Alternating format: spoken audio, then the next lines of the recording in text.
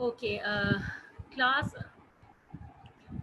if you open to this experiment, this is actually an experiment where we are discussing कि heat is produced during respiration. ठीक है, ये experiment है, heat is produced during respiration.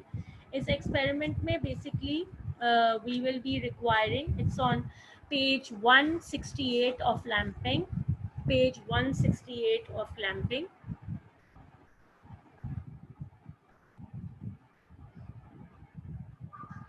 Okay, the apparatus that we will be needing in this experiment are pea seeds.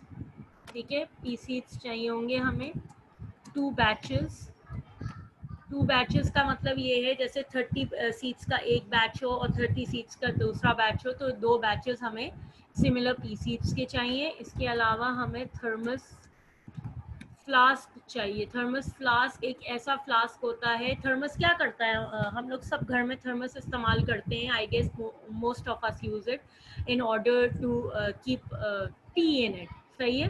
तो thermos क्या करता है, it keeps your tea warm, यानी वो अंदर की गर्मी को बाहर नहीं निकलने देता और बाहर की गर्मी को अंदर नहीं आने देता. राइट. तो थर्मस फ्लास्क एक ग्लास का बना हुआ ट्रांसपेरेंट फ्लास्क होता है जो लेबोरेटरी पर्पस के लिए यूज होता है, और ये बेसिकली इस तरह का फ्लास्क होता है. ठीक है, नॉर्मल फ्लास्क की तरह का होता है ये फ्लास्क, लेकिन इस फ्लास्क में खासियत ये होती है कि टू लेयर्ड होता है. इस तरह से आप देख सकते हैं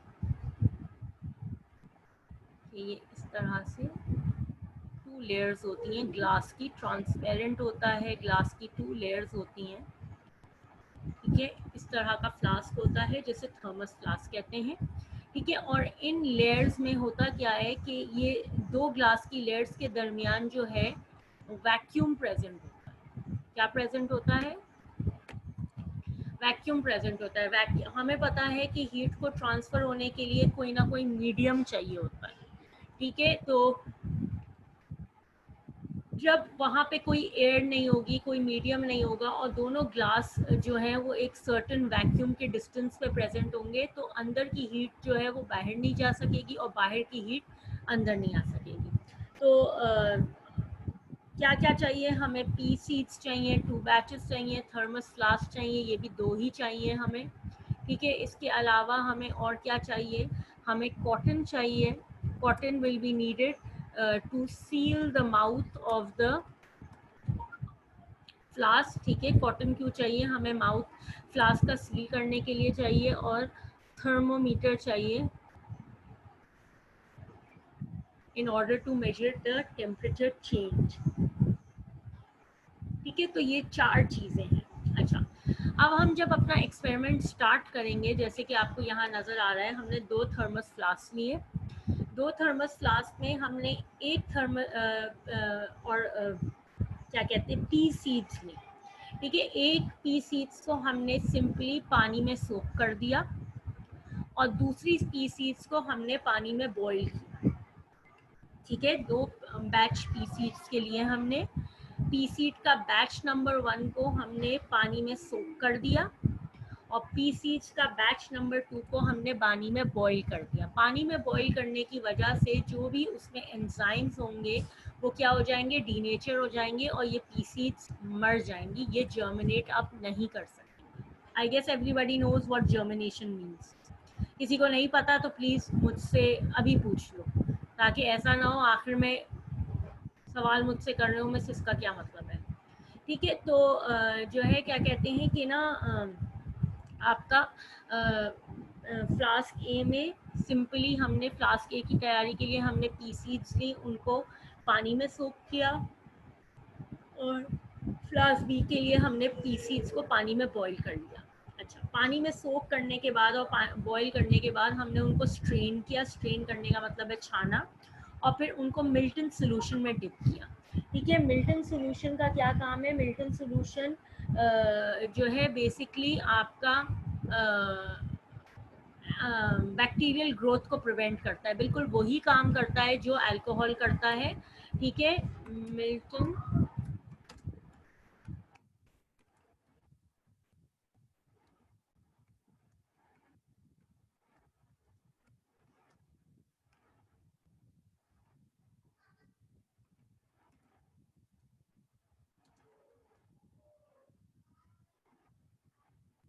ये तो मिल्टन सोल्यूशन क्या कर रहा है? Milton solution is actually preventing the growth of micro organisms on the P seeds, क्योंकि अगर हम पी सीड्स को मिल्टन सोल्यूशन में डिप किए बगैर फ्लास्क के अंदर डाल देंगे तो उस पर फिर डेड पी सीड्स से खासकर डिकम्पोजर्स ग्रो करना शुरू कर देंगे और फिर वो रेस्पायर करेंगे तो हमारा एक्सपेरिमेंट ऑथेंटिक नहीं होगा।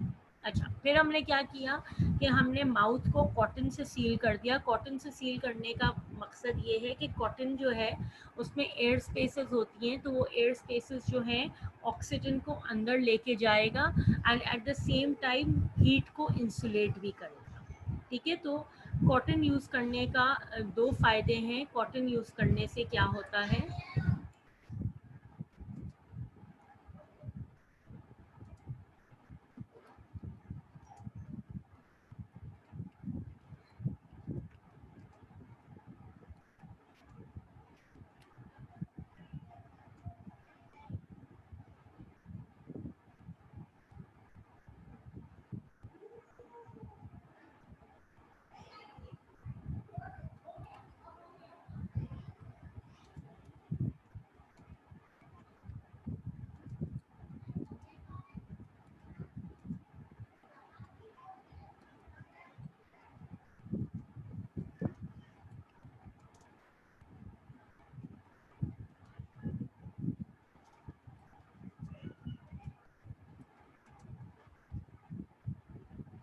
और एक तुम लोग भी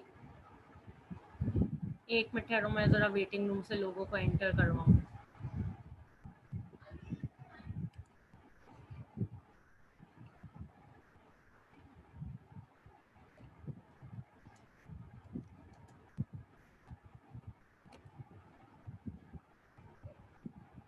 ठीक है, तो using cotton seals the mouth of the thermos flask and allows oxygen to pass and ऐसे कर देते हैं at the same time allows oxygen to pass through it, whereas the air spaces present insulate the heat inside the flask. This is better. ठीक है, तो this is basically why we are using cotton. अच्छा, फिर let's come back to the diagram and then you can see कि cotton के through इन्होंने एक thermometer को इंसर्ट किया हुआ है। This thermometer is actually being used for what purpose? For measuring the change in temperature. अच्छा, इन फ्लास्क को इन्वर्टेड पोजीशन में 3 से 4 दिन के लिए छोड़ देंगे। 3 से 4 दिन में क्या होगा कि जो फ्लास्क ए है उसके अंदर जर्मिनेशन का प्रोसेस होगा। ठीक है, जर्मिनेशन का प्रोसेस होने की वजह से क्या होगा कि जब जर्मिनेट करेंगी सीड्स तो वो एक्टिवली रिस्पायर करेंगी ग्रो करने के लिए, और जब वो ग्रो करने के लिए एक्टिवली रिस्पायर करेंगी तो वो हीट प्रोड्यूस करेंगी, जिसकी वजह से थर्मामीटर में टेम्परेचर बढ़ जाएगा। बी का टेम्परेचर बिल्कुल नहीं बढ़ेगा क्योंकि बी में डेड पी सीड्स हैं, और ये डेड पी सीड्स जो हैं क्या कहते हैं, ये तो ग्रो करेंगी नहीं, ना ही इनमें रेस्पायरेशन का अमल होगा। जब ये ग्रो भी नहीं करेंगी और इनमें रेस्पायरेशन का अमल भी नहीं होगा तो इस सिनेरियो में जो है क्या कहते हैं, yes no germination. Bilal correct, तो इस सिनेरियो में हीट प्रोडक्शन नहीं होती। सही। अच्छा, क्वेश्चन नंबर 6 इसी स्क्रीन पे आपको नजर आ रहा होगा। What are the advantages of inverting the flask? सीधा क्यों नहीं यूज किया?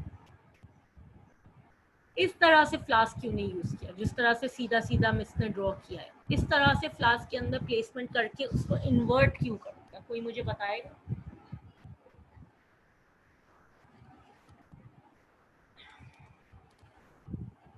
जी, आई एम वेटिंग।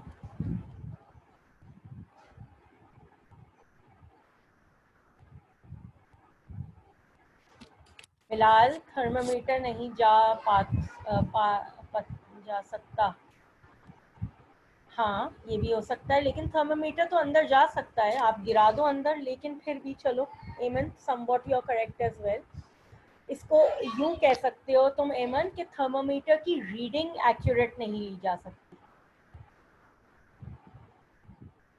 बिलाल, मेरा क्वेश्चन ये है, क्वेश्चन नंबर 6 है, what are the advantages of inverting the flask, why haven't we use the flask actually in this position like I have drawn, सीधा क्यों नहीं उनको यूज किया, उनके अंदर एपरेटस जो भी सामान था वो डाल के इन्वर्ट क्यों कर दिया। मोहम्मद उस्मान, आपने क्या है, सो दैट द टेम्परेचर की, यस मोहम्मद उस्मान, मैंने एमन को भी यही कहा है कि अगर फ्लास्क के अंदर हम थर्मामीटर डाल देते तो टेम्परेचर एक्यूरेटली रिकॉर्ड नहीं किया जा सकता था, ठीक है, इसलिए उसको जो है वैसे क्या एक कहते और चीज है हैं।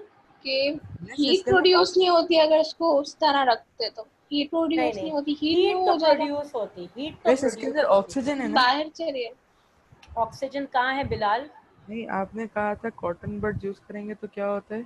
कॉटन यूज करेंगे, कॉटन बड नहीं है, कॉटन यूज करेंगे तो हाँ कॉटन के थ्रू ऑक्सीजन पास हो सकती है, स्क्रीन खोल दी मैंने, क्योंकि रेस्पिरेशन के लिए ऑक्सीजन चाहिए ना बिलाल, जी। तो फ्लास्क के अंदर ऑक्सीजन कैसे पहुंचेगी? अगर हम यहाँ रबर कॉर्क या वुडन कॉर्क अगर लगा के सील कर देते इसके माउथ को, तो रबर और वुड उसको इंसुलेट तो करता लेकिन ऑक्सीजन नहीं पास होने देता, तो इसलिए हम कॉटन यूज कर रहे हैं ताकि उसके साथ ऑक्सीजन भी पास होते हो सके और जो है क्या कहते हैं,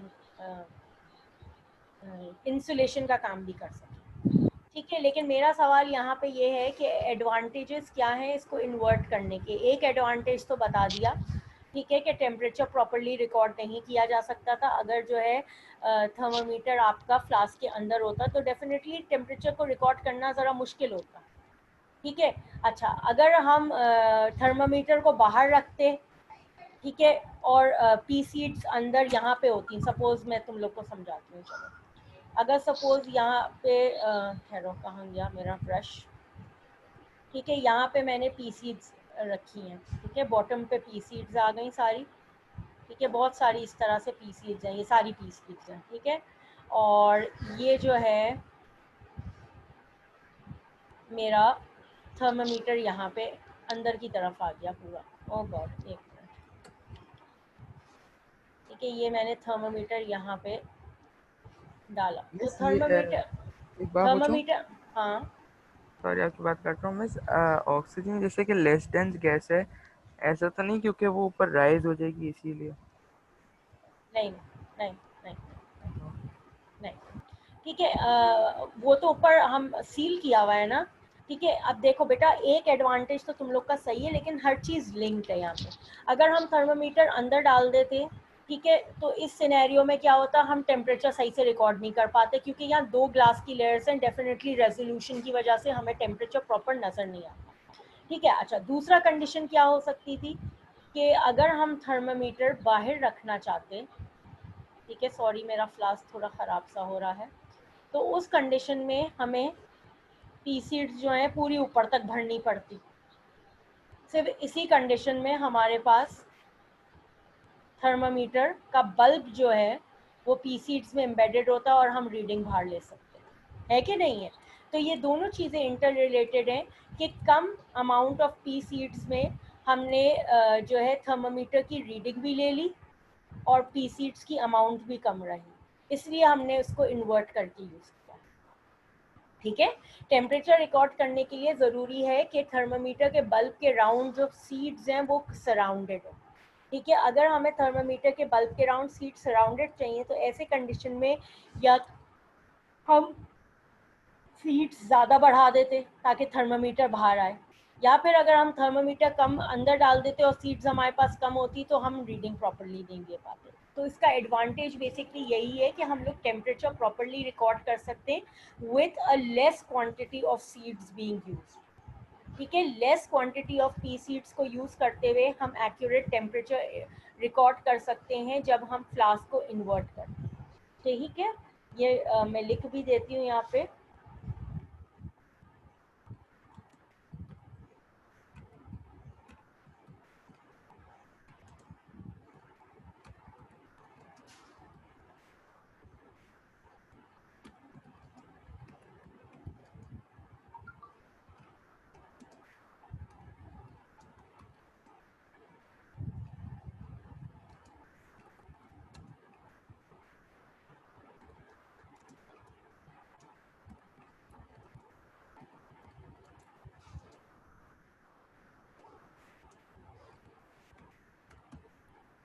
Okay, we can record an accurate temperature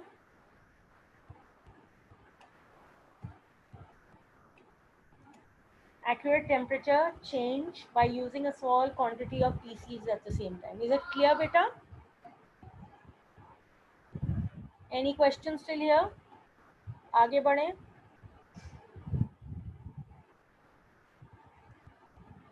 Okay.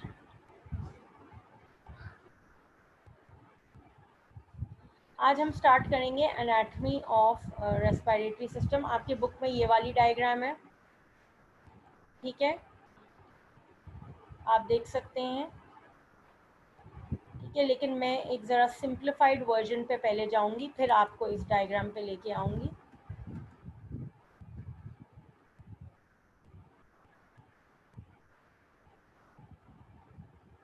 अच्छा, ये तो मैं पढ़ा चुकी हूँ. There, this one. Okay, so this is your respiratory system. ठीक है, सबसे पहले आपकी नेजल कैविटी है. नेजल कैविटी होती है आपकी nostrils and the area of the nose through which you inhale and exhale air. फिर आपका फेरिंग्स है और लैरिंग्स है, ठीक है. फेरिंग्स और लैरिंग्स आपको सिर्फ लेबलिंग आनी चाहिए, इसके फंक्शंस इम्पोर्टेंट नहीं है. फिर उसके नीचे आपका ट्रैकिया है. ट्रैकिया को विंड पाइप भी कहते हैं, ठीक है. ये पूरा जो ट्यूब है ये क्या है? ट्रैकिया है. ट्रैकिया को विंड पाइप भी कहते हैं. Trachea breaks up into two main branches, which is known as bronchus or bronchi. ठीक है, प्लूरल ब्रोंकाई है, और अगर सिंगुलर की बात करेंगे तो ब्रोंकस है. और ब्रोंकस की मल्टीपल छोटी छोटी छोटी ब्रांचेस हैं, आप देख सकते हैं, जिन्हें कहते हैं ब्रोंकियोल्स. क्या कहते हैं इन्हें? ब्रोंकियोल्स. ये जितनी छोटी ब्रांचेस आपको नजर आ रही हैं, ये सब क्या है? ब्रोंकियोल्स. ब्रोंक्यूल के एंड्स पे आप देखेंगे छोटे छोटे स्वोलन स्ट्रक्चर्स हैं. ये देखिए, मेरा कर्सर अगर आप फॉलो करेंगे, इन एंड्स ऑफ ब्रोंक्यूल्स को हम कहते हैं एल्वुलाई. मैं आपको इसको क्लोजअप भी दिखाऊंगी, ठीक है. अच्छा, ये ब्रोंकस, ब्रोंक्यूल्स और एल्वुलाई जो है लंग्स के अंदर प्रेजेंट है. किस चीज़ के अंदर प्रेजेंट है? लंग्स के अंदर. और बिलो द लंग्स आपका एक मसल होता है जिसे हम डायफ्राम कहते हैं. ये डोम शेप में होता है, आप देख सकते हैं रिलैक्स फॉर्म में, ये डोम शेप में. डायफ्राम का बेसिक काम होता है कि वो आपकी बॉडी का थोरैक्स एरिया को एब्डोमेन से सेपरेट करता है. आई गेस एवरीबडी नोज के बॉडी जो है वो 3 पार्ट्स में डिवाइड होती है: हेड, थोरैक्स एंड एब्डोमेन. ठीक है, हेड आपका ऊपर का ये एरिया है, नेक से नीचे और डायफ्राम के बीच का एरिया आपका थोरैक्स कहलाता है, और डायफ्राम से नीचे का एरिया टांगों तक आपका एब्डोमेन कहलाता है. तो डायफ्राम आपके थोरैक्स और एब्डोमेन को सेपरेट करता है. ठीक है, मैं दोबारा से रिपीट करती हूँ. नेजल कैविटी नाक का एरिया है जहाँ से हम इनहेल और एक्सहेल करते हैं. फेरिंग्स और लेरिंग्स लेबलिंग आनी चाहिए, ज़्यादातर लेरिंग्स की लेबलिंग आती है, वॉइस बॉक्स भी कहते हैं इसे. फिर आपका ट्रैकिया है जिसे विंड पाइप भी कहते हैं. ट्रैकिया जाके लंग्स के अंदर खुलता है. लंग्स के अंदर ट्रैकिया 2 ब्रांचेस में डिवाइड होता है: plural bronchi, singular bronchus. Bronchus multiple branches में डिवाइड होता है जिसे कहते हैं ब्रोंकियोल्स. ब्रोंकियोल्स के एंड पे एल्वुलाई होते हैं जिसे हम एयर सैक्स भी कहते हैं. ठीक है, एल्वुलाई को हम क्या कहते हैं? Air sacs. लंग्स जो है वो एब्डोमेन एरिया से बाय अ डोम शेप मसल सेपरेट होती हैं जिसे हम डायफ्राम कहते हैं. ठीक है, मैं ज़रा ये स्क्रीन क्लियर करके नई स्क्रीन ले लूँ. ठीक है,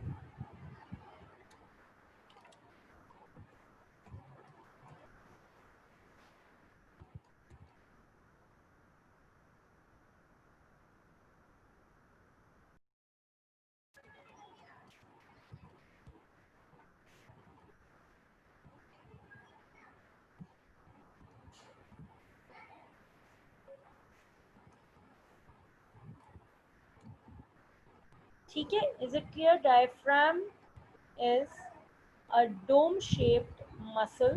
Okay, diaphragm is a dome shaped muscle that separates the thorax and abdomen. Clear? Dome shape relaxed form में होता है. अच्छा, अब जरा आपकी वाली इमेज पे आ जाएं जल्दी से हम. ये वाली. अच्छा, यहाँ पे आपको नेजल कैविटी नहीं दिखाई हुई, एपिग्लॉटिस दिखाया हुआ है. एपिग्लॉटिस आप लोगों का आपको याद होगा, हमने वहाँ पे पढ़ा है डाइजेशन में.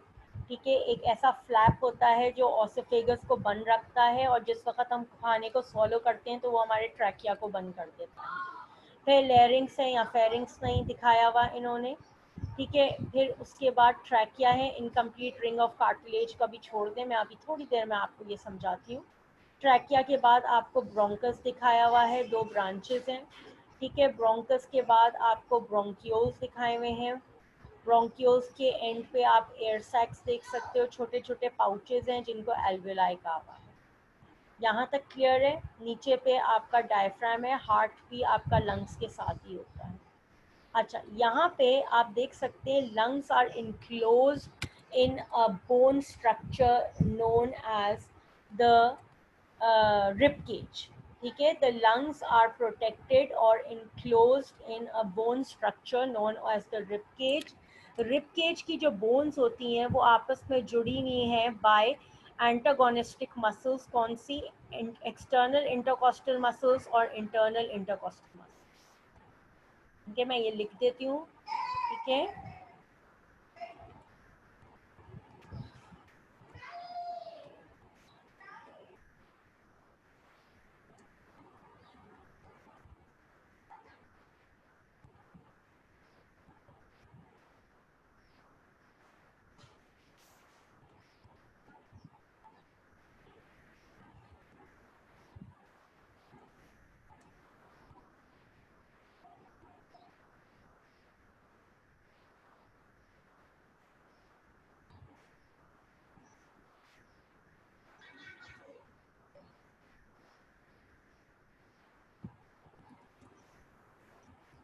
joined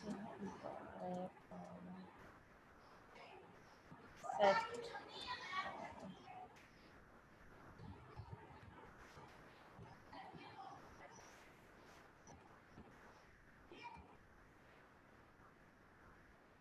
कौन कौन से हैं?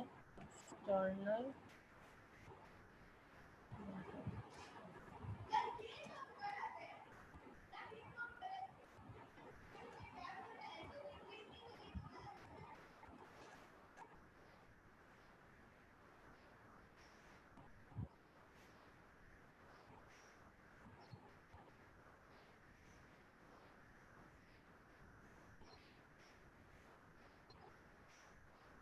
ठीक है.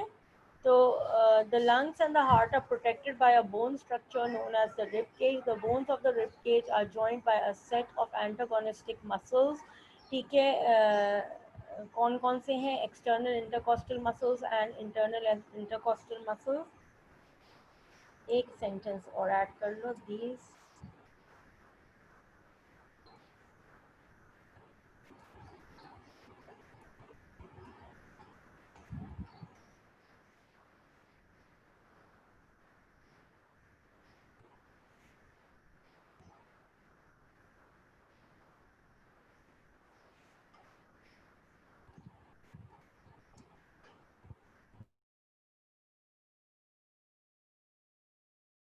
ये हम पढ़ेंगे डिटेल में, अभी बस इतना ही लिखो. These muscles work antagonistically during the breathing process of the lungs. गलत चीज को हटाओ.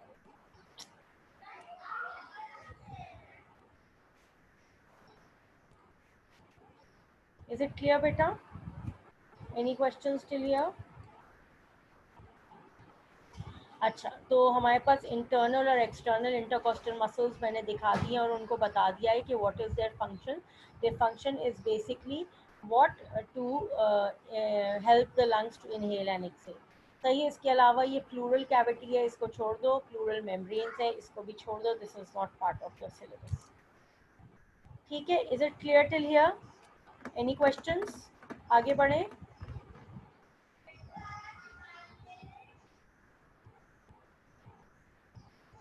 यस बेटा जुनैर, antagonistic means if one contracts then the other relaxes. Okay, so we'll start with the breathing process. ठीक है, there are advantages of breathing through the nose. ठीक है, there are आपके अगर पेज नंबर बता देती हूँ कौन सा खोलना है, आपके बुक में भी दिया हुआ है ये।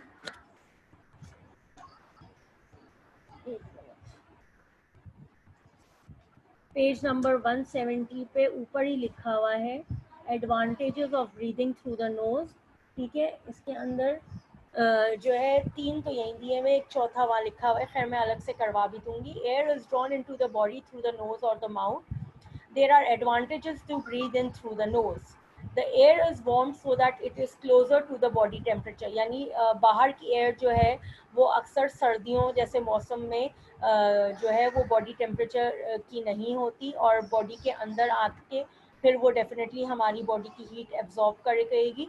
तो इसलिए जब हमारी बॉडी के नोज़ के थ्रू इनहेल किया जाता है तो इनहेल जो है क्या, इनहेल होने से हमारी नोज़ जो है वो एयर को वार्म कर देती है ताकि हमारी बॉडी के अंदर जाए तो वो बॉडी की हीट यूज़ अप ना करे। ठीक है, उसके अलावा tiny hair and mucus in the nose filter the air, preventing large dust particles, pollen particles from reaching into the alveoli. नाक के अंदर के जो बाल होते हैं बेसिकली, और उसके अलावा जो म्यूकस प्रोड्यूस होता है नोज में, वो सारे डस्ट पार्टिकल्स को अपने अंदर ट्रैप कर लेता है ताकि जो है क्या कहते हैं आपके वो डस्ट पार्टिकल्स जो है वो नेजल कैविटी आपके रेस्पिरेटरी ट्रैक में एंटर ना हो सके। फिर इसके बाद क्या है, mucus moistens the air making it easier for the alveoli to absorb. जी बेटा अरीबा सब अपलोड कर दूंगी बेटा। ठीक है, तो म्यूकस जो है वो एयर को मॉइस्चन करता है, मॉइस्चन करता है यानी हल्का सा नम कर देता है, गीला कर देता है, तो इसकी वजह से एल्वेलाई उसको एब्जॉर्ब आसानी से कर सकता है, ड्राई एयर को एल्वेलाई एब्जॉर्ब नहीं कर सकेगा। ठीक है, इसके अलावा एक रीज़न और है, एक रीज़न वो आपकी बुक में लास्ट बुलेट लिखा हुआ है पेज नंबर 170 पे, अगर आप पढ़ो, harmful chemicals can be detected by the sensory cells receptor cells in the mucus membrane, यानी हमारे नोज के अंदर स्मॉल रिसेप्टर सेल्स होते हैं जो हार्मफुल केमिकल्स को डिटेक्ट कर देते हैं, और अगर कोई ऐसा हार्मफुल केमिकल हमारी नाक के अंदर एंटर करता है तो फौरी तौर पे हमारी नाक में स्नीजिंग का अमल जनरेट किया जाता है, जिसकी वजह से सारी जो चीज़ एंटर हमारी होती है रेस्पिरेटरी ट्रैक में इट इज़ थ्रोन आउट। आपने देखा होगा कभी मिट्टी नाक के अंदर चली जाती है तो ऐसे सिनेरियो में क्या होता है कि हमें ज़ोर से छींक आ जाती है, या काली मिर्च कभी नाक में चली जाती है, या कोई फॉरेन पार्टिकल हमारी नाक के अंदर चला जाता है तो we sneeze out very hard, और वो स्नीजिंग का अमल बेसिकली होता ही इसलिए है so that whatever dust particles और foreign particles have actually entered inside our respiratory tract, they are thrown out. ठीक है, फिर नीचे उन्होंने क्या कहा है, air then travels through the larynx, trachea which I just told you is also known as the windpipe, bronchi one bronchus for each lung, ये भी मैंने आपको बताया है, and bronchioles to the alveoli where oxygen passes into the bloodstream। alveoli basically वो section होता है आपके लंग्स का जो ब्लड कैपिलरी से सराउंडेड होता है और डिफ्यूजन ऑफ गैसेस alveoli के थ्रू होता है। ठीक है, that is the end part, और जितना भी डिफ्यूजन ऑफ गैसेस होता है वो किसके थ्रू होता है, alveoli के थ्रू होता है। So this is another part that we'll be coming through in a while. Okay, हमारा ट्रैकिया को अगर हम नेजल कैविटी के बाद नाक के बाद अगर हम गौर से देखेंगे तो हमें ट्रैकिया हमारा नेक्स्ट पार्ट है जो हमें पढ़ना है। ट्रैकिया कुछ देखने में इस तरह का होता है, this is a closeup of the trachea. आप इसके ऊपर ये रिंग शेप स्ट्रक्चर्स देख सकते हैं, ये ring shape structures basically cartilages होते हैं। मैंने आपको कार्टिलेज अभी तक पढ़ाया नहीं है, कार्टिलेज सॉफ्ट बोन को कहते हैं, cartilage is basically soft bone. ठीक है, और ये हमारी बॉडी में मल्टीपल जगहों पे होती है, जैसे कि हमारे कान पे है। ठीक है, कान की बोर्ड आप कान की जो हड्डी है ठीक है, आप उसको आराम से मोड़ तोड़ सकते हैं, लेकिन हाथ की हड्डी को आप आराम से आप मोड़ तोड़ नहीं सकते, क्योंकि हाथ की हड्डी जो है वो हार्ड बोन होती है और कान की हड्डी सॉफ्ट बोन है। और इसी तरह नाक की हड्डी भी, अगर आप अपनी नाक को भी देखें, ठीक है, तो नाक भी सॉफ्ट बोन है, ये कार्टिलेज होती है। कार्टिलेज को उर्दू में हम कुर्री हड्डी कहते हैं। आपने अक्सर चिकन लेग्स और में देखा होगा, चिकन के अंदर काफ़ी आसानी से विजिबल होती है जो कुर्री हड्डी होती है, जो चबाई ली जाती है, ठीक है, उसको कार्टिलेज कहते हैं इंग्लिश में। ठीक है, and this bone is basically there to provide support to structures of your body. जैसे कान के अंदर जो है सपोर्ट देती है वो बॉडी को, नाक को भी एक शेप देती है, एक सपोर्ट देती है, and it's a soft bone. ठीक है, तो कार्टिलेज हमारे किसके अंदर, हमारे ट्रैकिया में भी प्रेजेंट होती है, आप देख सकते हैं।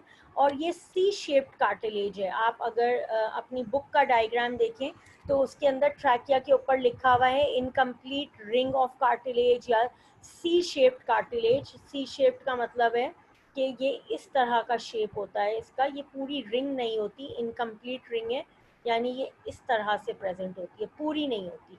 रीज़न ये होता है कि ये बेसिकली ट्रैकिया को सपोर्ट दे रही होती है। इस सी शेप कार्टिलेज रिंग का क्या काम है, ये ट्रैकिया को सपोर्ट दे रही होती है। ठीक है,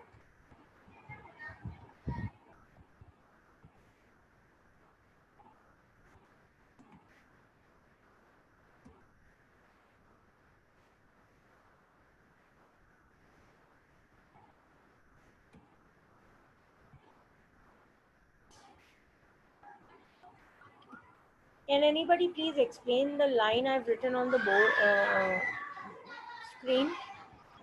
Cartilage soft bone supports the trachea and prevents it from collapsing. क्या मतलब है इसका?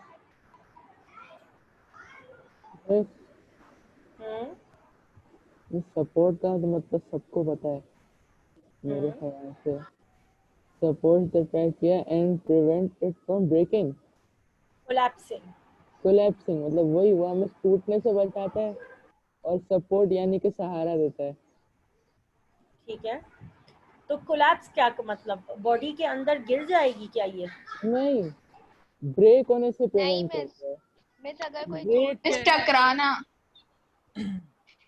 मिस या तो ब्रेक टकराना। से या टूटने से या बोलते रहो, मैं सुन रही हूँ। मैं एक्चुअली वो देख रही हूँ, मैंने एक स्लाइड सेव की थी, वो स्लाइड किधर चली गई मैं वो देख रही हूँ। हाँ, तुम बोलते रहो, आई एम वेटिंग। बस यही है मेरे दिमाग में, आखिर अच्छा टूटने अच्छा, से बचाता है। टूटने से बचाता है, तो रिपकेज या क्या मिस करेगा? एक बोन्स जो है एक दूसरे से ना टकराएं, अच्छा, देखो बेटा, टकराना जब ही बोलते हैं। मिस लाइन वापस ले आएंगे। एक मिनट, पता नहीं मैंने एक स्लाइड सेव की थी, कहाँ गई? ये देखो, यस, जस्ट स्लाइड हियर। एक मिनट,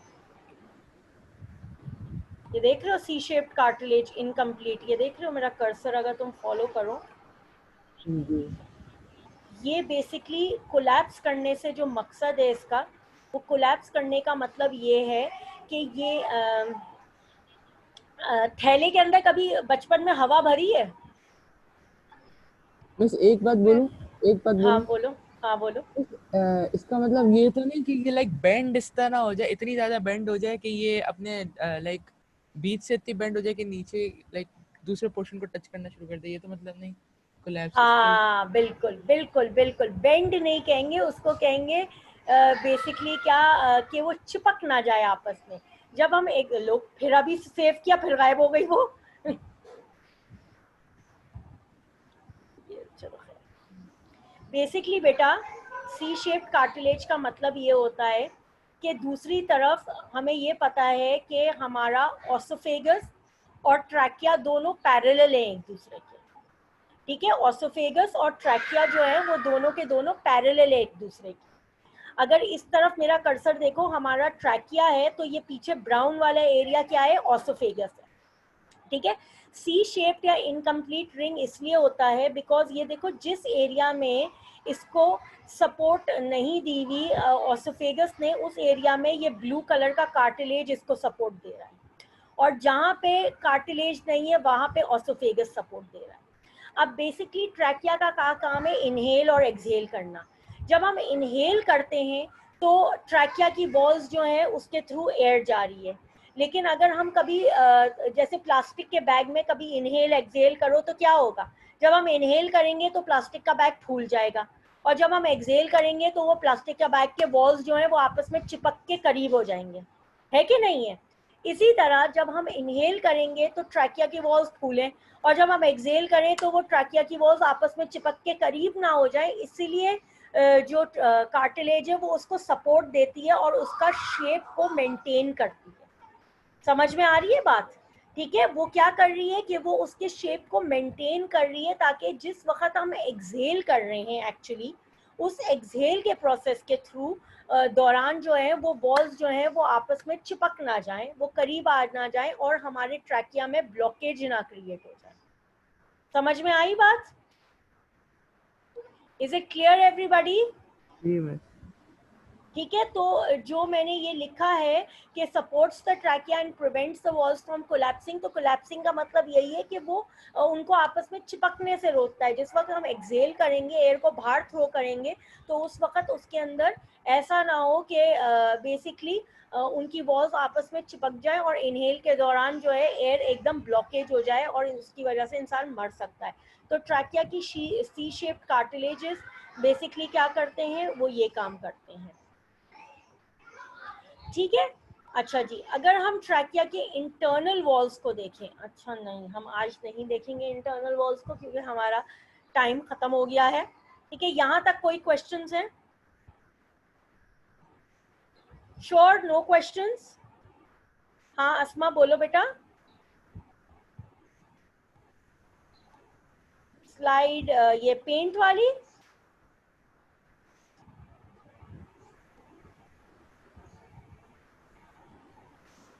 लिखती क्यों नहीं हो लड़की साथ साथ? चलो, तो ये तुम लोग का लेक्चर है, लेक्चर हाँ, लिखते नहीं थे तुम लोग? तो हम लोग सारा कैप्चर कर लेते हैं स्क्रीनशॉट्स के थ्रू। वाओ देखिए मिस, टेक्नोलॉजी मिस, अब वो क्या लिखना। बेटा, लेकिन बिलाल जी जी आपको मिस, इवेंचुअली बुक कॉपी भी मेंटेन करनी है ना बेटा? जी मिस। ठीक है, प्लीज ऐसा ना करो, मैं तुम लोग को इतना लिवरेज नहीं दे सकती। ठीक है, जी जी you have miss. To have something with you. Okay, O2 biology, एक मिनट मैं अटेंडेंस खोल लूँ जरा।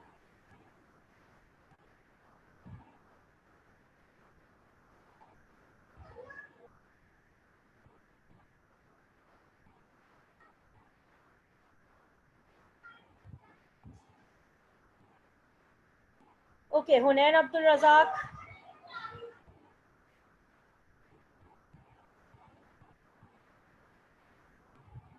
जी हुनैन एब्सेंट है।